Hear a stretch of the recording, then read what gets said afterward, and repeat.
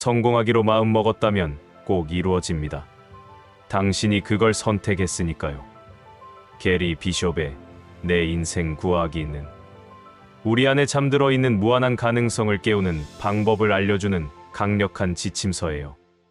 많은 사람들이 나이가 들면서 이제 늦었다, 나는 이런 사람이야 라는 생각에 갇혀 살아가지만 사실 우리의 잠재력은 결코 사라지지 않았어요. 단지 잠시 잊혀졌을 뿐이죠. 이 책은 그 잊혀진 능력을 다시 깨우는 구체적인 방법을 제시하고 있답니다. 2025년 현재 전 세계적으로 인생 재설계 열풍이 불고 있어요. 팬데믹 이후 많은 사람들이 삶의 의미를 다시 생각하게 되었고, 나이와 상관없이 새로운 도전을 시작하는 사례가 급증했죠. 50대에 유튜버가 되거나 60대에 대학에 입학하거나 70대에 창업하는 이야기들이 더 이상 특별하지 않은 시대가 되었답니다. 이는 우리 모두가 가진 잠재력이 나이와 무관하다는 것을 증명하고 있어요. 게리 비숍은 우리의 잠재의식을 스펀지에 비유해요. 어린 시절 우리는 마치 새 스펀지처럼 무엇이든 빠르게 흡수했죠. 언어, 운동, 예술, 인간관계 등 모든 것을 경계 없이 받아들였어요. 한 연구에 따르면 아이들은 하루에 평균 300에 400개의 새로운 질문을 한다고 해요. 이는 그들의 뇌가 얼마나 활발하게 새로운 정보를 찾고 흡수하려 하는지를 보여주는 증거랍니다. 하지만 성인이 되면서 이 스펀지는 점점 굳어져요. 평균적으로 성인은 하루에 겨우 6개, 8개의 질문만 한다고 해요. 우리는 익숙한 패턴 속에서 살아가며 새로운 것을 시도하기보다는 안전한 선택을 하게 되죠. 이렇게 굳어진 스펀지는 새로운 경험을 흡수하지도 못하고 이미 가진 것을 창의적으로 활용하지도 못하게 돼요. 마치 물기가 마른 채 딱딱하게 굳어버린 스펀지처럼 말이죠. 이런 현상이 일어나는 이유는 우리 뇌의 신경가 소성 때문이에요. 뇌는 에너지를 절약하기 위해 자주 사용하는 신경 경로를 강화하고 사용하지 않는 경로는 약화시켜요. 어른이 되면서 우리는 효율성을 위해 특정 패턴에 의존하게 되고, 이는 결국 창의성과 유연성의 감소로 이어지죠. 하지만 놀라운 사실은 최신 뇌과학 연구에 따르면 이 신경가 소성은 나이와 관계없이 평생 유지된다는 거예요. 실제로 런던의 택시 운전사들을 대상으로 한 연구에서는 복잡한 도시 지도를 외우는 과정에서 그들의 해마 기억을 담당하는 뇌 부위가 일반인보다 크게 발달한 것이 발견되었어요. 이들의 평균 나이는 40대였죠. 이는 성인이 되어서도 우리 뇌가 얼마든지 변화하고 성장할 수 있다는 명백한 증거랍니다. 우리의 잠재의식은 빙산에 비유할 수 있어요. 의식은 수면 위에 보이는 10%에 불과하고 나머지 90%는 수면 아래 잠재의식이 차지하고 있죠. 이 잠재의식은 우리의 습관, 신념, 감정, 직관 등을 관장해요. 어린 시절에는 이 잠재의식의 문이 활짝 열려 있어서 모든 것을 쉽게 받아들이지만 성인이 되면서 점점 그 문이 닫히게 되는 거예요. 하지만 희망적인 것은 이 닫힌 문을 다시 열 수 있는 열쇠가 있다는 거예요. 그 열쇠가 바로 의도적인 새로운 경험과 꿈이랍니다. 새로운 언어를 배우거나 악기를 연주하거나 춤을 추는 등의 활동은 뇌의 새로운 신경 연결을 만들어요. 이는 마치 굳어진 스펀지에 다시 물을 적셔 부드럽게 만드는 것과 같은 효과를 가져온답니다. 심리학자 캐롤 드웩의 성장 마인드셋 이론도 이를 뒷받침해요. 고정 마인드셋을 가진 사람들은 나는 원래 이래라고 생각하며 변화를 거부하지만, 성장 마인드셋을 가진 사람들은 나는 아직 배우는 중이야 라고 생각하며 계속 발전해요. 나이가 들수록 이 성장 마인드셋을 유지하는 것이 중요하답니다. 내가 생각했을 때 가장 중요한 것은 자기 대화예요. 우리가 스스로에게 하는 말들이 잠재의식에 깊이 각인되거든요. 나는 너무 늙었어. 이제 와서 뭘 해 같은 부정적인 자기 대화는 스펀지를 더욱 딱딱하게 만들어요. 반대로 나는 여전히 배울 수 있어. 새로운 도전이 즐거워 같은 긍정적인 자기 대화는 잠재의식의 문을 다시 열어준답니다. 우리는 모두 태어날 때 무한한 잠재력을 가지고 있었어요. 아기들을 보면 알 수 있죠. 그들은 아직 못해, 안 돼라는 개념을 모르고 모든 것이 가능하다고 믿어요. 심리학자들은 이를 무한 가능성의 상태라고 부른답니다. 하지만 성장하면서 우리는 점점 더 많은 제약과 한계를 학습하게 되고 결국 자신의 가능성을 스스로 제한하게 되죠. 하버드 대학의 엘렌 랭어 교수의 유명한 시계 거꾸로 돌리기 실험을 아시나요? 702, 80대 노인들을 1959년 환경으로 꾸민 수도원에서 일주일간 생활하게 했더니 놀랍게도 그들의 신체 나이가 실제로 젊어졌어요. 지력, 청력, 기억력, 관절 유연성 등 모든 면에서 개선이 나타났죠. 이는 우리의 잠재력이 나이와 무관하며 마음가짐과 환경이 얼마나 중요한지를 보여주는 획기적인 연구였답니다. 우리가 잠재력을 잃었다고 느끼는 가장 큰 이유는 선택의 패러독스예요. 어릴 때는 무엇이든 될 수 있다고 믿었지만 살면서 특정 직업을 선택하고 특정 역할을 맡게 되죠. 회계사가 된 사람은 나는 숫자에 강한 사람이라고 자신을 정의하고 예술적 재능은 무시하게 돼요. 주부가 된 사람은 나는 가정적인 사람이라고 정의하며 사업가의 꿈은 포기하게 되죠. 하지만 진실은 이러한 정체성이 모두 일시적인 역할에 불과하다는 거예요. 유명한 심리학자 칼 융은 당신이 되어야 할 사람은 이미 당신 안에 있다고 말했어요. 우리가 선택한 하나의 길이 우리의 전부가 아니며 선택하지 않은 수많은 가능성들이 여전히 우리 안에 잠재되어 있다는 뜻이죠. 현대 뇌과학은 놀라운 사실을 밝혀냈어요. 우리 뇌는 평생 동안 단 1.15%만 사용한다는 거예요. 이는 90%의 잠재력이 아직 개발되지 않은 채로 남아있다는 뜻이죠. 더욱 놀라운 것은 뇌세포는 90세가 되어도 계속 생성된다는 사실이에요. 2019년 연구에 따르면 해마에서는 하루에 약 700개의 새로운 뇌세포가 만들어진답니다. 많은 성공한 사람들이 늦은 나이에 시작했다는 것도 주목할 만해요. KFC의 커널 샌더스는 62세에 창업했고 베라 왕은 40세에 패션 디자이너가 되었으며 모건 프리먼은 50세가 되어서야 유명해졌죠. 이들의 공통점은 나이라는 숫자에 굴복하지 않고 자신의 잠재력을 믿었다는 거예요.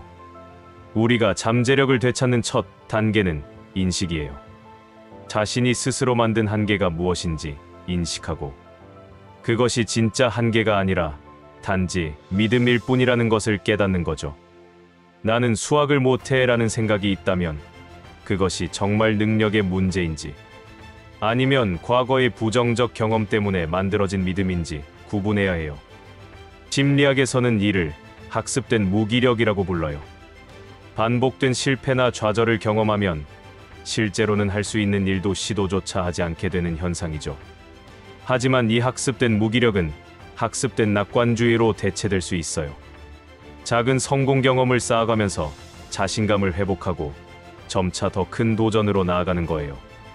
게리 비숍은 딱딱하게 굳어버린 스펀지를 다시 말랑말랑하게 만드는 유일한 방법이 꿈이라고 강조해요.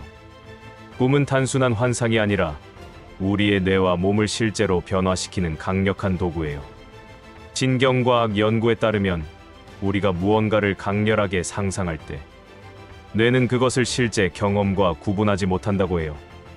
이것이 바로 시각화가 효과적인 이유랍니다. 올림픽 선수들의 훈련 방법을 보면 이를 잘 알 수 있어요. 그들은 실제 훈련 시간의 30%를 멘탈 트레이닝에 할애해요. 눈을 감고 완벽한 경기를 상상하면 뇌는 실제로 그 동작을 수행하는 것과 같은 신경 경로를 활성화시켜요. 이렇게 꿈과 상상은 우리의 잠재력을 깨우는 실질적인 도구가 되는 거죠. 꿈의 크기는 중요하지 않아요. 기타를 배우고 싶다, 그림을 그리고 싶다, 새로운 언어를 배우고 싶다 같은 작은 꿈도 충분해요. 중요한 것은 그 꿈이 당신의 가슴을 뛰게 만드는가예요. 심장이 두근거리고 생각만 해도 미소가 지어지는 그런 꿈이라면 그것이 바로 당신의 잠재력을 깨울 열쇠랍니다.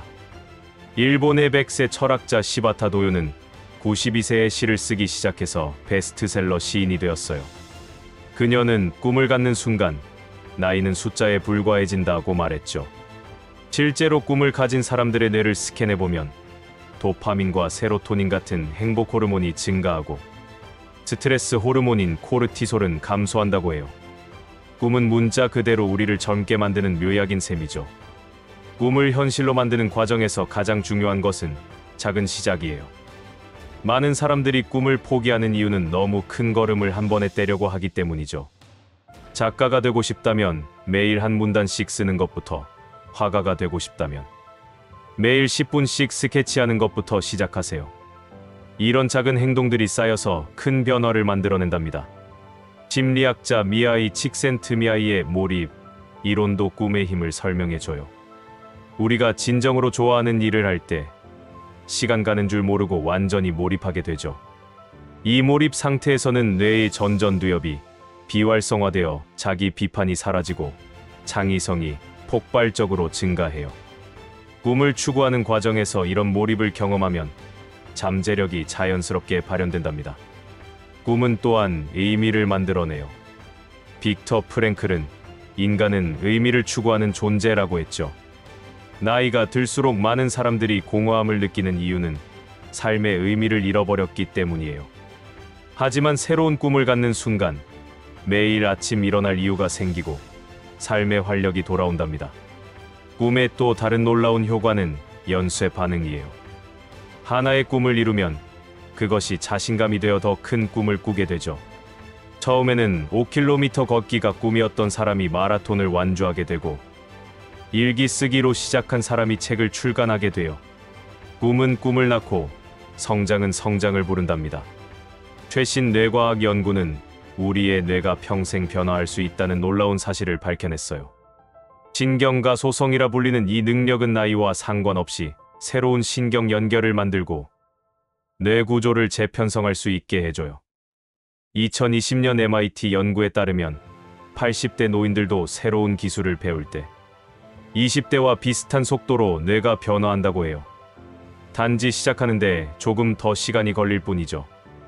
뇌의 전전두피질은 실행 기능을 담당하는데 이 부분이 바로 꿈과 목표를 현실로 만드는 핵심이에요. 우리가 꿈을 구체적으로 상상하고 계획을 세울 때 전전두피질이 활성화되면서 도파민이 분비돼요. 도파민은 보상 예측 호르몬으로 미래의 성취를 기대하게 만들고 동기부여를 높여준답니다. 이것이 꿈을 갖는 것만으로도 에너지가 생기는 이유예요. 해마는 기억과 학습을 담당하는 뇌부위인데 새로운 경험을 할 때마다 해마에서 새로운 뇌세포가 생성돼요. 이를 성인 신경발생이라고 하죠. 운동, 학습, 사회적 상호작용, 그리고 특히 새로운 도전은 이 신경발생을 촉진해요. 반대로 루틴한 생활과 스트레스는 신경발생을 억제한답니다.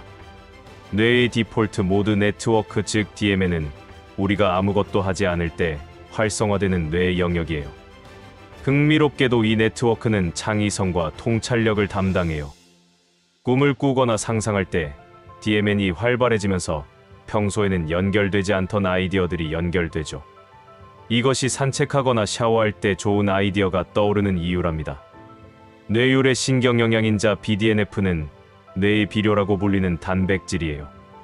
이것은 뇌세포의 성장과 생존을 돕고 새로운 시냅스 형성을 촉진해요. 유산소 운동, 간헐적 단식, 양질의 수면, 그리고 새로운 학습 활동이 BDNF를 증가시킨답니다. 특히 춤이나 악기 연주처럼 신체와 인지, 기능을 동시에 사용하는 활동이 효과적이에요. 미엘린은 신경섬유를 감싸는 절연체 역할을 하는데 이것이 두꺼워질수록 신경신호 전달이 빨라져요. 반복적인 연습을 통해 미엘린이 강화되는데 이것이 1만 시간의 법칙의 신경학적 근거예요. 하지만 최근 연구에 따르면 의도적이고 집중된 연습은 단순한 반복보다 훨씬 효과적으로 미엘린을 강화시킨다고 해요. 스트레스 호르몬인 코르티솔은 해마를 손상시키고 신경가 소성을 저해해요. 반면 옥시토신, 세로토닌, 엔돌핀 같은 긍정적 호르몬들은 뇌 건강을 증진시켜요.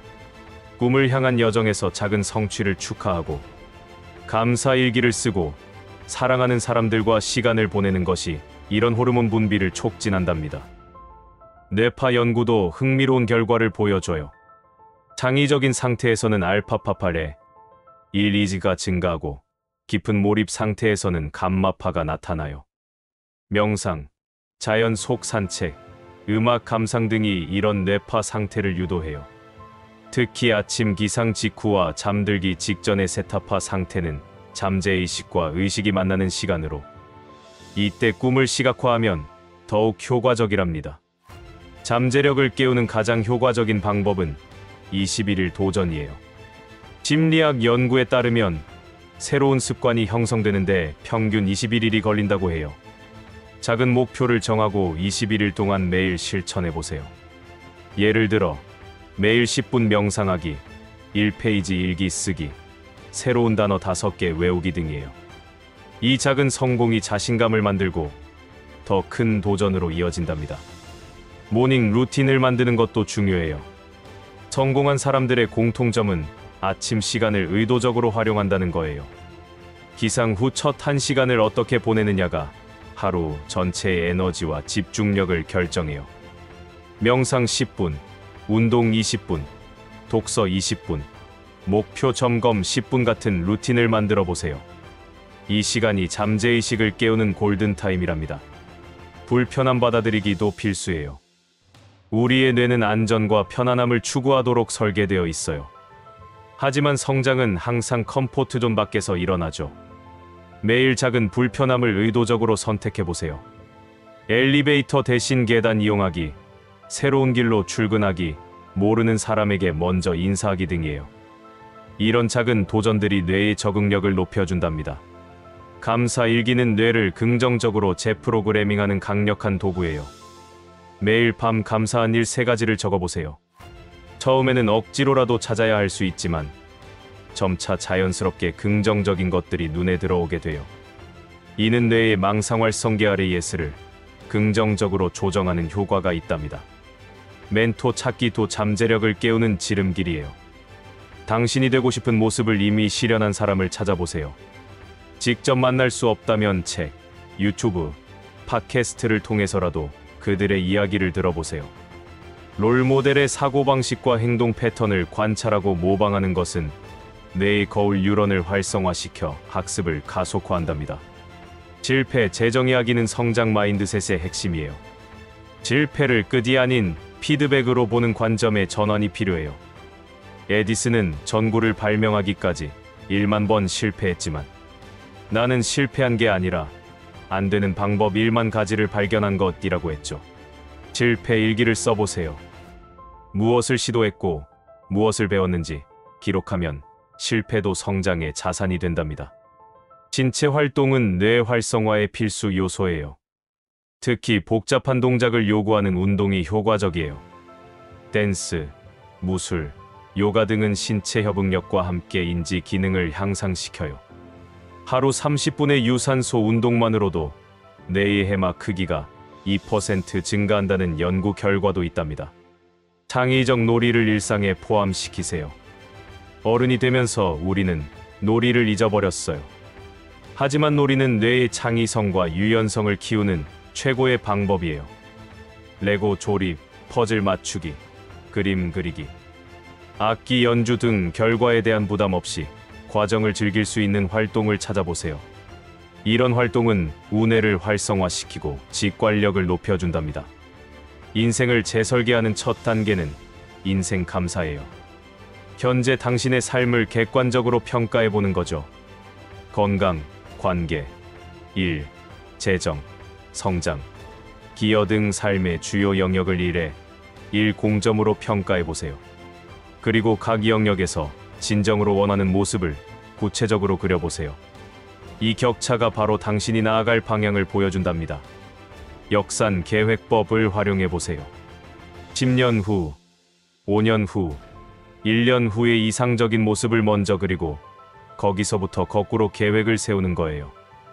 예를 들어 5년 후 작가가 되고 싶다면 4년 후에는 첫 책 출간, 3년 후에는 원고 완성, 2년 후에는 절반 집필, 1년 후에는 글쓰기 습관 확립.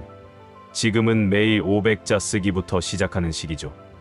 가치관 명확화는 인생 재설계의 나침반이에요. 당신에게 정말 중요한 가치가 무엇인지 파악해야 해요. 자유, 성장, 안정, 모험, 가족, 창의성, 기여 등 다양한 가치 중에서 상위 5개를 선택해 보세요. 모든 결정과 선택을 이 가치관에 맞춰 하면 후회 없는 삶을 살 수 있답니다. 실험적 삶을 살아보세요. 인생은 정답이 없는 실험의 연속이에요. 3개월짜리 프로젝트를 만들어 새로운 것을 시도해 보세요. 실패해도 3개월의 경험일 뿐이고 성공하면 새로운 길이 열리죠. 이런 작은 실험들이 쌓여서 큰 변화를 만들어낸답니다.